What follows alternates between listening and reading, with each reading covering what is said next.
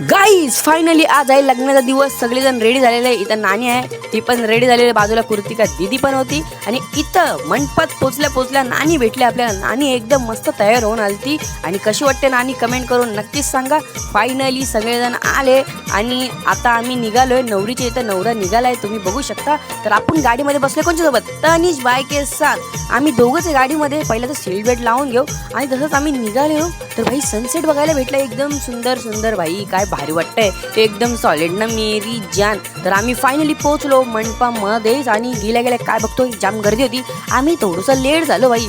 जसा पोहोचलो तर भाई गर्दी आहे. अरे बसायला जागा आहे का नाही? फायनली बसायला जागा पण भेटली. आणि आपल्यासोबत तनिष आणि करण दादा इथं बसलेला. करण दादा हायकर ब्लॉकमध्ये. फायनली लग्न संपन्न झालेलं आहे. शुभमंगल सावधान. मग काय आता जाऊन फोटो बिटो काढू. हॅरी पॉटर चल फोटो काढायला जाऊ आपण.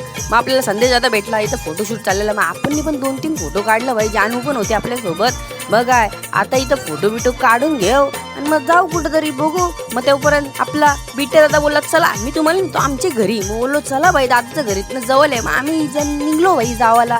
आता जरा भाई जाता बोललो डाएट कोक बघू. तर दादा बोलला चल तुला मी देतो भाई. एवढा मोठा शॉप होता तिथं. डाएट कोक नव्हता काहीच. मला डाएट कोक पाहिजे होता पण जाऊ द्या काय नाही. तर दादानी त्याच्या स्विमिंग पूलच्या इथं आणला. त्याचा नाही म्हणजे जिमच्या इकडं भाई. काय भारी स्विमिंग पूल आहे रे. जिम केल्यानंतर डायरेक्ट पवायला जायचा. मग दादा बोलला चल तुला जिम पण दाखवतो भाई. वरती गेलो भाई. जिम कमी मॉल जास्त वाटत होता. कसली होती जिम, जाम मोठी भाई. भारी जिम होती एकदम.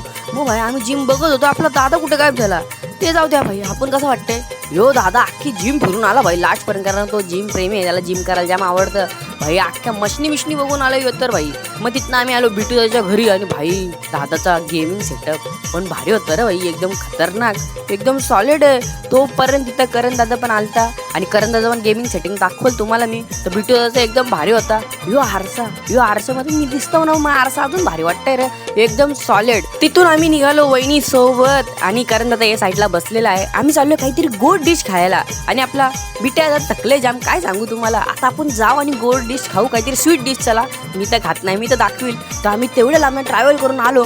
आणि इथं ती डिशच संपलेली. कुठली दुबईची डिश होती ती. पण काय आता जाऊ द्या, दुसरं काहीतरी खाईल. आता लय वाईट वाटतंय, काय सांगू तुम्हाला. काय लोकांना सदमा लागलाय. दाखवू ही कुर्ती कधी सदम्यामध्ये. अरे भेटल टेन्शन घेऊ नका. काय एवढं विचार करतास भाई. मग तिथनं मस्ती करून आम्ही चाललो आता डायरेक्ट घरी. आपल्यासोबत तनिष भाई. भाई लग्न झालंय. आता आम्ही किती वाजता निघलोय माहिती आहे का भाई? 3 वाजता, 3:30 वाजले भाई. आता तिकडे जाऊन आपल्याला नाचायचं पण आहे. फायनली आम्ही तुर्बेगावमध्ये पोहोचलो. आता भाई वरात इथून मंडपामध्ये जाणार.